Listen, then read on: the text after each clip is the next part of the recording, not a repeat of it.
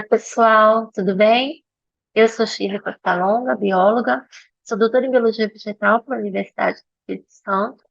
Eu estou como professora voluntária lá do curso de graduação em Biologia e eu sou servidora efetiva do Instituto Estadual de Meio Ambiente e Recursos Hídricos aqui do Espírito Santo. E hoje a gente vai conversar um pouquinho sobre as espécies exóticas invasoras e como elas ameaçam não só a biodiversidade, mas também a produção de alimentos, causando danos econômicos bem impressionantes. E quando eu falo de uma espécie exótica invasora, eu estou me referindo a uma espécie, a um organismo que foi transportado do seu local evolutivo de origem, né, do seu local de distribuição natural, para fora dele, para um outro local onde ela nunca esteve, né? E isso ocorre por ação humana. E essas espécies, elas se adaptam, se dão muito bem, melhor do que as espécies nativas que ali estão, então elas dominam completamente aquele ambiente, causando prejuízos em todas as escalas do ecossistema, mas também prejuízos econômicos bem grandes, afetando a nossa vida mesmo. Quando a gente fala de espécies invasoras, eu estou me referindo a espécies que ocorrem em todos os reinos, em todos os filmes, né? Aqui eu dei alguns exemplos. Então, nós temos nos moluscos o caramujo gigante africano, nos insetos o Aedes aegypti, né? Um problema grave de saúde no nosso país, não só aqui, né? Mas na maioria dos países da região tropical também. Nós temos, então, desde o porco, né? Aquele peixinho todo colorido, japonês, lindo, que eu garanto que muitos de nós já tivemos, né? Sem saber que era uma espécie invasora, até um dos mamíferos mais desastrosos, digamos assim, para ambientes de florestas, como é a javali. Então, temos também representantes em fungos, bactérias e vírus, apesar de eu não ter colocado aqui. E aí, eu não estou me referindo somente a indivíduos, né? Eu me refiro também a qualquer estrutura que permita a sobrevivência daquela espécie depois da sua introdução, né, naquele ambiente, e também permite sua reprodução. Porque sem a reprodução não vai ter perpetuação da espécie, né? Qual é o problema nisso daqui? O problema é que, por muitas espécies exóticas invasoras serem de interesse nosso, né, alguns deles agrícolas, e a gente vai ver aqui, a gente acaba ajudando essas espécies a se adaptar aqui e também a se reproduzir, caso elas tenham alguma dificuldade no início, né? E isso agrava todo o problema, tá? Então, voltando aqui, nós temos ovos, gametas, larvas, propágulos, cistos e até mesmo pólen, né? Aqui é um exemplo perfeito de introdução involuntária, né? Essa questão de levar uma espécie de um lugar para o outro não é nem tanto o problema, né, das invasões biológicas. Isso acontece desde o início da vida no planeta, né? Nós vivemos em placas tectônicas que se mexem e sabemos que já tivemos diversos tipos, né? Diversas configurações de continentes. Então é óbvio que por diversas vezes na história do planeta a gente teve porções de terra se unindo ou se separando e trocando biota, né, de um lugar para outro. O problema é que quando entra o fator humano na equação, coisa piora. Porque, primeiro, quando a gente aprendeu que a gente podia levar as espécies interessantes para a gente de um lugar para o outro, isso foi muito importante, porque é o início da agricultura, né, obviamente. Então, a gente aprendeu a plantar o nosso próprio alimento, e isso permitiu que a gente se desenvolvesse, né, passasse a viver em sociedade, e aí é, conseguimos continuar a nossa espécie aqui nesse planeta. Quando a gente aprendeu isso, a gente não discriminou o que que ia levar de um lugar para o outro, né? E até hoje é assim. O que foi muito agravado desde a Revolução Industrial. Lá no século XVIII, né, de lá para cá, nós tivemos um avanço tecnológico imenso, principalmente, né, nos últimos 100 anos, e isso fez com que as atividades humanas deslanchassem, né? A gente hoje consegue pegar um voo aqui com 24, 36 horas, dependendo do número de escalas, eu já estou no Japão, né? Sendo que na época das grandes navegações, eu demorava meses no navio para chegar em algum lugar. E às vezes não era nem tão longe assim, né? Então, esse aumento de atividades aumentou também o número de espécies que a gente acabava transportando de um lugar para o outro, né? E aí a gente tem o que a gente chama de invasão biológica, que é um fenômeno, né, caracterizado pelo avanço dessas espécies exóticas invasoras em novos territórios, ou seja, a invasão biológica é o fato de nós ajudarmos a espalhar espécies exóticas que se tornam invasoras. E aí, gente, algumas premissas sobre a invasão. A premissa principal delas é um fenômeno que depende da retirada daquela espécie do seu local de origem, o transporte dela para novas áreas, nossa, seja ela intencional ou não. Né? Eu dei o exemplo do pólen. Não é intencional, né? A gente vê que a gente está de um lugar para o outro, passou ali no jardim, está levando pólen. Um bom exemplo, carrapicho. Vocês já entraram no mato e saíram cheios de carrapicho? Né? Vocês não sabem nem de onde saiu tanto carrapicho assim. É um bom exemplo disso. Querendo ou não, a gente interfere, transporta essas espécies de um lugar para o outro. O problema é que as ações involuntárias, ou melhor, introduções involuntárias, elas são pequenas, cerca de 15%, né, das espécies invasoras. A maioria delas a gente transporta porque quer, porque tem algum interesse para a gente. E muitas dessas espécies têm um interesse agronômico enorme e até uma importância alimentar. Que a gente pode negar, né? Existe. Mas aí a gente vai conversar mais sobre isso. Coloquei um exemplo aqui, bem legal, que é o da melífera, né? A abelha africana. Ela é uma espécie que foi introduzida com o viés de aumentar a produtividade de mel, né? Isso é ótimo, então a sua introdução foi intencional, né? Lógico que se eu puder ter, aumentar a renda do produtor rural, para que ele não desmate mais a sua propriedade, né?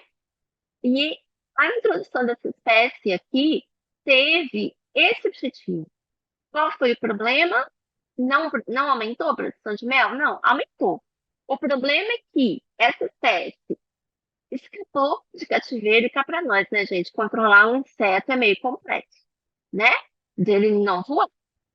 Ele escapou, obviamente, não por intenção humana, né? E aí o problema é que, além dela ser extremamente agressiva, ela está eliminando as nossas espécies de abelhas nativas, né? E causando também inúmeros problemas. Tem vários casos de crianças, até adultos mesmo, sendo atacados por dezenas delas de uma vez só, e muitos também, né, são alérgicos, ou mesmo que não sejam alérgicos, é muito, muito veneno entrando, né? Porque são dezenas delas que atacam de uma vez. Então, é um bom exemplo de uma espécie que a introdução teve uma boa intenção, né? Mas que geraram problemas bem grandes para a gente, né?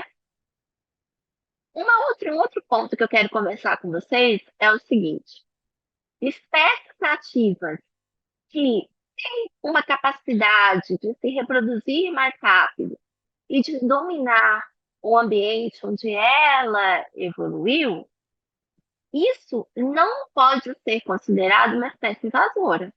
Eu dei o exemplo aqui da aroeira esquina-estribifolha.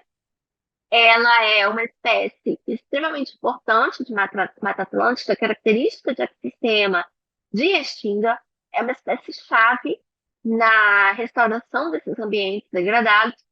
Porém, se ela tiver alguma oportunidade de dominar todo o ambiente, excluindo até mesmo as espécies que evoluíram com ela, ela vai fazer. Porém, isso não pode ser confundido com um comportamento invasor. Ela tem esse comportamento super dominante, mas ela de forma alguma pode ser chamada de espécie invasora, tá? Eu já vi isso acontecer bastante. É, um outro exemplo, espécies de um determinado bioma que sejam transportadas para outro bioma aqui no Brasil, né? E passam a se comportar como invasoras, elas são, sim, uma espécie invasora daquele bioma. Então, não significa que uma espécie seja nativa do Brasil que ela vai ser nativa em todo lugar, né? A gente tem a questão dos saguis, né? Os saguis, a gente tem é, exemplares de Mata Atlântica, Cerrado e outros biomas que, por intenção humana, né, que resolveram, agora os ricos resolveram que ter um sagui pendurado no ombro é chique, né? Além de ser totalmente ilegal, né? Ilegal em relação à lei, né? Também não é legal para esses animais. E aí acontece uma coisa que acontece principalmente com os animais. Eu cansei, não quero mais brincar de ser dona de macaco. Que eu faço? Ah, gente, eu tô fazendo um bem enorme para esse bichinho. Eu vou jogar ele ali no meio do mato, ele tá na natureza. Não, né? Além de você errar, tirando esse animalzinho do ambiente dele, você erra de novo, devolvendo ele para um ambiente que ele não é dele, né? E aí o que que acontece? Muitos morrem, mas muitos vão conseguir se adaptar bem melhor do que as espécies nativas. Tá? Então a gente tem que tomar cuidado com isso. Eu já ouvi muito de pessoas que trabalham, né, na área da agronomia, ai, vamos melhorar tal espécie para introduzi-la em outro bioma, né, que vai aumentar a renda do produtor. Sim, vai aumentar a renda do produtor, mas isso não vai dar um problema lá na frente? A gente tem que pensar nisso, tá? Então não é porque essas espécies são nativas de algum bioma que isso justifica o fato delas serem introduzidas em novo local, ok?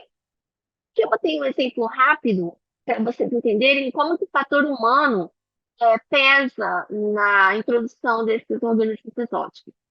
Isso tem um histórico de invasão da América do Sul. Esse continente teve três eventos drásticos de invasão. O mais antigo foi há 3 milhões de anos atrás, quando surgiu o Istmo do Panamá, unindo então a América do Sul à América do Norte, e é óbvio que teve troca de piloto de um lugar para o outro, né?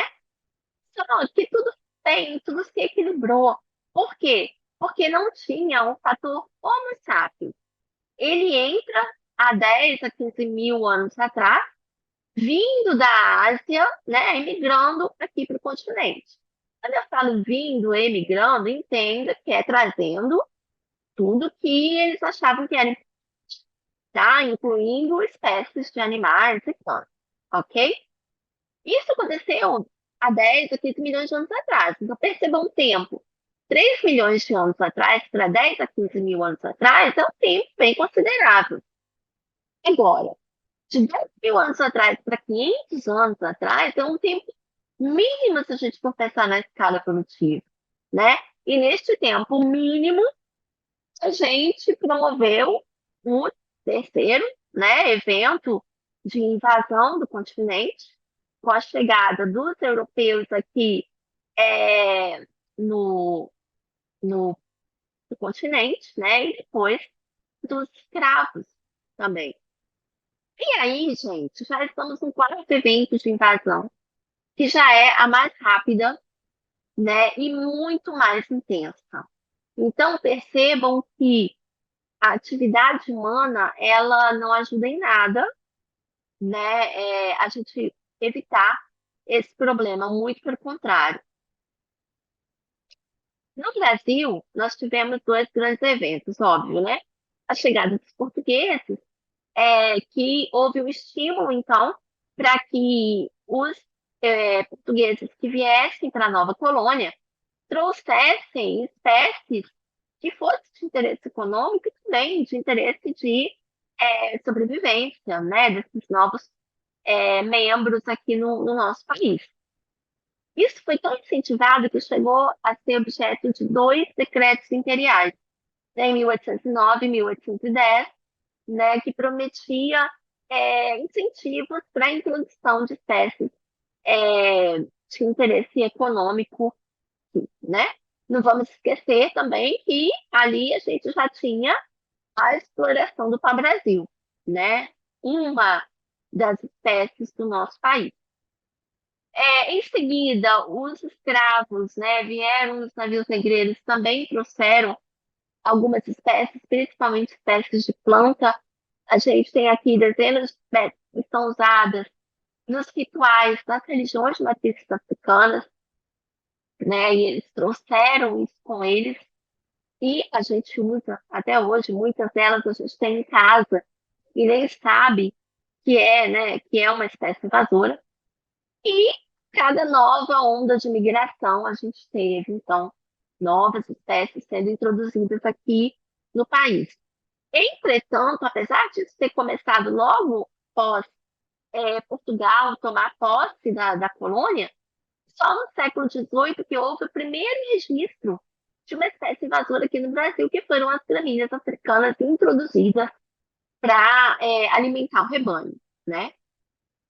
Diversas espécies exóticas, elas foram introduzidas e incorporadas no nosso dia a dia, ao ponto de acharmos que elas são nativas, são nossas, né? Botei dois exemplos aqui, a galinha e a banana. A banana é uma fruta importantíssima, faz parte, né, da dieta de muitos brasileiros, né? E a galinha, ela também veio junto com os portugueses, né? Que era de interesse e a gente cultiva até hoje, né? Conta-se uma história de que quando os índios viram uma galinha, eles ficaram assustadíssimos e acharam que era um deus, né? Chegando e deram reverências a elas, enfim. Outras duas espécies exóticas, mas que não, não tiveram o mesmo destino da galinha e da banana, elas se tornaram invasoras, a goiaba, né? E o gado, o boi, né? E aí eu sei que, né, os agrônomos, mas não, como assim, goiaba é extremamente importante? Sim, de fato é uma fruta extremamente importante, tanto economicamente quanto, né, para a nutrição nossa. Mas ela é uma espécie invasora e isso a gente não pode negar. A gente tem que instar para saber como resolver esse problema. Não significa que ninguém vai precisar parar de comer goiaba, tá? Mas a gente tem que ter mais restrição ao seu plantio, ok? Aqui foi o que eu falei alguns slides atrás, né? Quando eu dei um exemplo da gramínea. É, nós percebemos que né? Tivemos introduções desde 1500, mas os primeiros relatos mesmo só começaram a partir do século XVIII, né? De 1900 para cá, ok? Se nós formos olhar atualmente a distribuição da flora e fauna invasora, a gente percebe que são bem semelhantes, né? E não coincidentemente, é, elas se concentram nas áreas onde estão a maior parte, né, da população brasileira, né? Sudeste, Sul e uma área do Nordeste. Porque, como eu comentei, a gente ajuda, né, essas espécies. Temos algumas origens bem determinadas, né? A maioria das nossas espécies invasoras Elas vêm da África, Europa, Oceania e do Sudeste Asiático, mas também temos alguns representantes vindos da América Central, América do Norte e até mesmo dos países vizinhos, né? Esse besouro aqui, por exemplo, ele é um problema para as plantações de algodão. O nosso país, assim como toda a região tropical do planeta, ele é bem propício, né? Ele é bem atrativo às espécies exóticas. Por quê? Primeiro, a gente tem um clima mais favorável, né? Não tem tanta flutuação de temperatura. É, temos biomas altamente degradados ou modificados, né, por atividades humanas. Mata Atlântica é um bom exemplo, né? E os nossos biomas costeiros estão localizados nas regiões mais populosas, né? Que é onde estão os maiores centros industriais. O processo de invasão biológica envolve quebra de três barreiras é, principais. A primeira barreira geográfica, ou seja, é a introdução, né, daquele ambiente, daquele organismo, perdão, em um outro local. Em seguida, esse organismo ele vai se adaptando às condições climáticas, vai aprendendo a sobreviver aqui e se sente confortável para entrar em reprodução, mas ainda, mesmo em reprodução, né, ele ainda está restrito àquela região onde ele foi introduzido. E aí eu digo que ele quebrou a barreira ambiental. Ou seja, ele se adaptou, ele conseguiu ambientalmente se sentir confortável naquele meio. E aí consegue entrar em reprodução. O problema é que esse organismo vai se sentindo tão adaptado, tão confortável, que os seus descendentes não ficam mais restritos a um mesmo local, né? Eles vão é, ser dispersos para novos locais. E aí é o momento que a gente olha e fala, e agora? Né? A gente sai tentando enxugar gelo, né? Porque aqui ela já se tornou uma espécie invasora, ok? Eu tenho dois momentos de introdução nesse esqueminha que eu mostrei para vocês. O primeiro é lá na quebra da barreira geográfica, então eu tiro aquele organismo do lugar dele de origem e leva para outro completamente diferente. Mas eu também tenho a introdução de fora da área de introdução original, né? É o que a gente chama de dispersão. A espécie se reproduz, os seus descendentes se dispersam fora do local onde ele foi introduzido, tá? E isso é bem importante para a gente conseguir ter uma forma de elencar prioridades no manejo dessas espécies. Principais vias, então, de introdução intencional aqui no Brasil. Em ecossistemas florestais, nós temos espécies que foram introduzidas para uso florestal, Cassia-mangium, Leucena, né? São bons exemplos. Horticultura, uso ornamental, controle biológico, restauração de ecossistemas, né? Em campos e savanas, gramínea para alimentação para gado. Águas continentais, caça, pesca, alimentação, aquicultura. E em ecossistemas marinhos, água de lastro e bioincrustação, né? Vias de introduções não intencionais. Materiais de embalagem e transporte de mercadorias fabricados em madeira, meios de transporte, containers para cargas, caminhões, né? Os pneus dos carros são um problema das unidades invasoras, porque podem levar propágulos, né, para essas novas áreas. Materiais de propagação de sementes e mudas, maquinários e implementos agrícolas e a água de lastro, né? A descarga da água de lastro quando o navio chega no porto para atracar. Também é um problema muito grande. E aí, gente, daquelas barreiras que eu falei, para a quebra da barreira biótica, eu dependo de uma coisinha, que se chama pressão de protágono. Ou seja, a medida do esforço de introdução, tanto em número de propágulos liberados, quanto em número de eventos e liberação. A Chile não entende nada. Então, vamos lá. Olhem para essa jaca que eu coloquei aqui. Ela representa exatamente a pressão de propágulo. Imaginem vocês. Então, eu estou lá com a jaqueira. Vamos pensar, esse fruto enorme aqui. A jaqueira produziu esse fruto imenso, com um monte de sementes.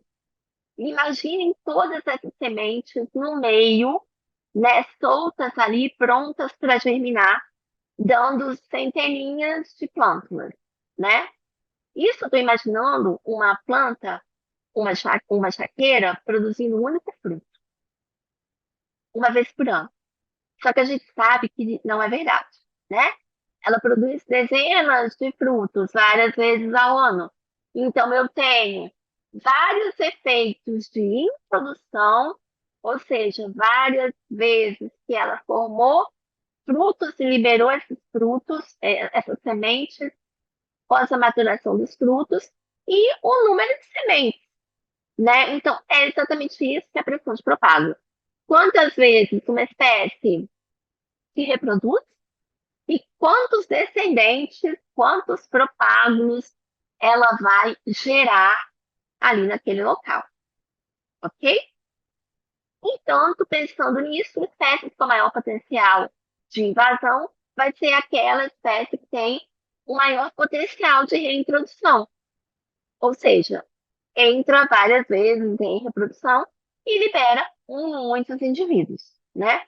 E locais suscetíveis à invasão são aqueles com maior número de espécies introduzidas, tá? Sempre tem uma boa intenção por trás da introdução intencional de uma espécie. Sempre. Porém, às vezes, ou melhor, na maioria das vezes, não dá certo, né? Um bom exemplo que nós temos aqui é a esquistossomose é um problema, né? Principalmente no interior do país. E aí se pensou o seguinte, bom, se eu conseguir combater, né, o seu hospedeiro intermediário, né, que são caramujos do gênero Bionfalaria, a gente consegue manter essa doença em equilíbrio. Perfeito. A ideia é genial. Qual é o problema?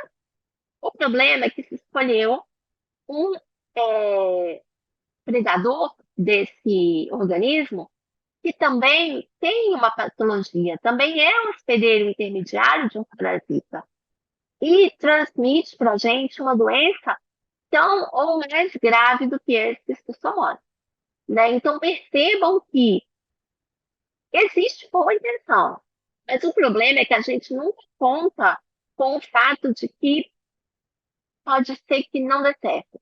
A gente não avalia as, todas as etapas, né?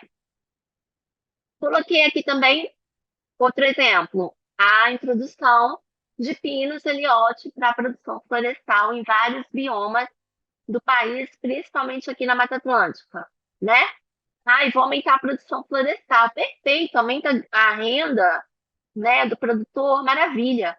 Só que, primeiro, essa espécie, ela deposita uma serrapilheira de demorada decomposição, o que dificulta a germinação das espécies nativas que estão ali no banco de sementes daquele solo. E, além disso, ela precisa de muita água. Então, isso reduz a disponibilidade de água para outras espécies, né? Outro exemplo, a chatina fulica foi introduzido para aumentar a renda dos produtores de carvão, porque ele é enorme, né? O caramujo gigante africano é enorme. Então, vamos produzir mais com pouco espaço, com menos indivíduos, maravilha. Só que esqueceram de perguntar se ele era palatável. E ele não é. Então, ele não fez sucesso. Os produtores ficaram com aquele monte de, de indivíduos ali, não sabiam o que fazer com aquilo. Vou soltar na natureza, né? Só que ele é transmissor de várias doenças e virou um problema para a gente, né? Portanto, as introduções, elas sempre objetivam um ganho econômico. seja para cultivo agrícola, mercado pet, produção de muda, uso com controle biológico, foi o que a gente viu no slide anterior, né? E mudança no equilíbrio ambiental também. Algumas atividades econômicas que ajudam a essas espécies serem introduzidas, né? Agricultura, silvicultura, maricultura, apicultura, comércio de mercadorias, pet, paisagismo, esquiacorefilia, recuperação florestal, estabilização de solo, tassamangem, leucena, né? São bons exemplos. Como eu comentei, a introdução involuntária é mais ou menos 15%, né? Hoje, o avanço das espécies exóticas invasoras é agravado pelos problemas ambientais causados também por nós, sendo que hoje ela já é considerada, né, a quinta a quinta maior causa, né, de perda de biodiversidade, tá? Ambientes suscetíveis a essa invasão. Ambientes tropicais e ambientes degradados. Ambientes degradados terão baixa diversidade, terão alto grau de distúrbio, terá flutuações na disponibilidade de recurso, né? Então, acabam sendo suscetíveis também. E, obviamente, ambientes populosos e ou transformados, né?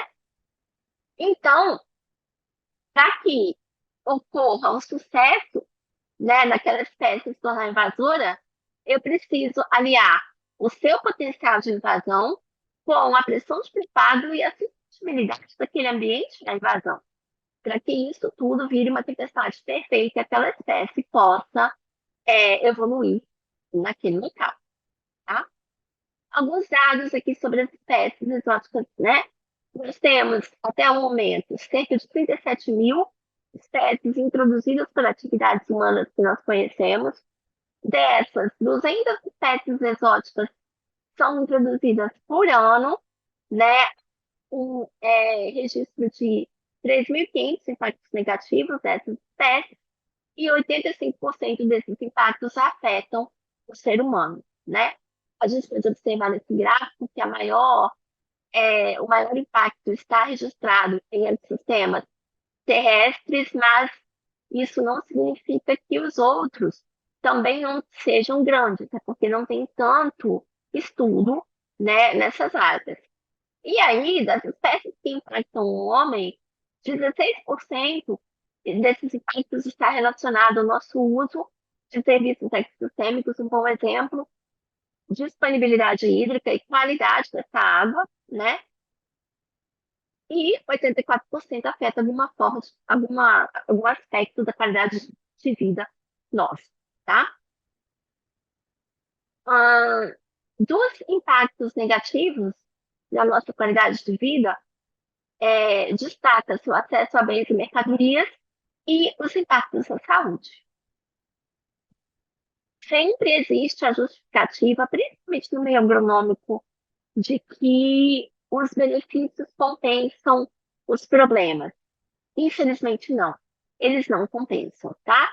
A gente pode olhar aqui, ó, que a gente tem um ganho ínfimo de benefícios perto dos problemas que a gente tem, né, causados, tá?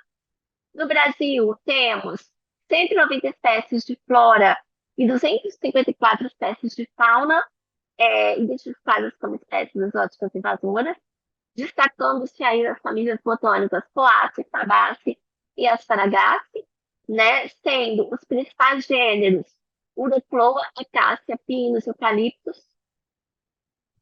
A gente pode observar aqui por esses gráficos que temos sim espécies nativas de algum lugar do Brasil, mas que estão introduzidas em novos biomas e causam problemas, né, mas a maioria é de espécies que realmente não são aqui do país, tá? Hoje, as espécies exóticas invasoras, elas representam cerca de 39% é, na extinção de animais, desde 1600, tá? E estima-se que aqui no Brasil a gente tenha perdas de 3 bilhões de dólares por ano, indo em perdas excesso de mão de obra, perdas na produção, né? Doenças, pessoas ficando doentes por causa disso também. tá? É, as espécies exóticas invasoras, elas são consideradas, né, uma praga mesmo, por terem um potencial de causar danos e perdas econômicas, tá? Então, ela é considerada uma praga quarentenária, ok? E a quantificação dos impactos gerados, né, por essas espécies, elas são subestimadas ainda. Então, isso é extremamente importante, principalmente no setor agropecuário, sendo necessário um reforço, então, dos serviços à vigilância sanitária, né, principalmente em portos e aeroportos.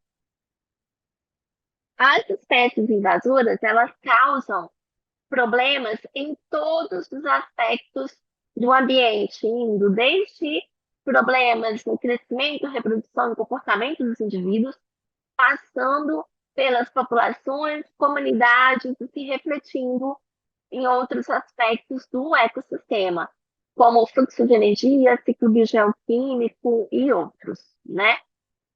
Os principais impactos, principalmente na agricultura e agropecuária, é prejuízo às plantações aos cultivos, mudança de características físicas e químicas do solo, mudança na disponibilidade dos recursos hídricos, disseminação de parasitas e patógenos e modificação do hábito alimentar de polinizadores e dispersores.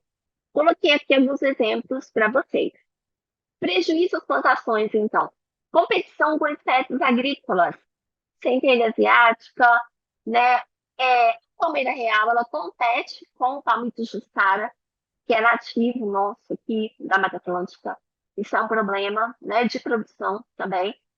O lírio do brede é um problema para as lavouras de cacau e banana, né, e faz estragos, tá?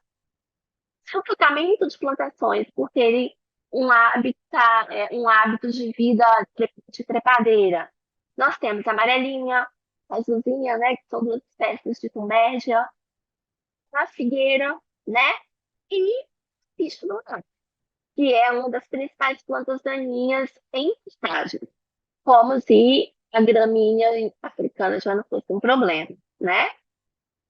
Destruição, espalhamento intenso, reduzindo ou matando a planta hospedeira. Mariposa cigana, né, está entre as 100 espécies invasoras mais danosas do mundo.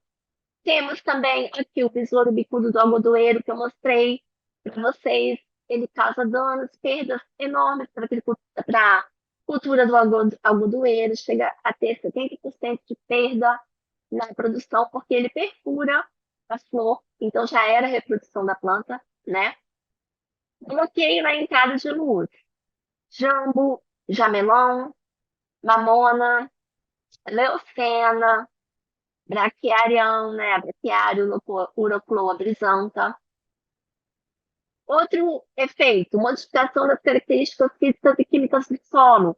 A jaqueira altera a composição nutricional do solo porque acumula serrapilheira, né? Diferente do que as nativas estão acostumadas. Então, isso muda completamente a disponibilidade de nutrientes. Casuarina muda a relação com a microbiota do solo.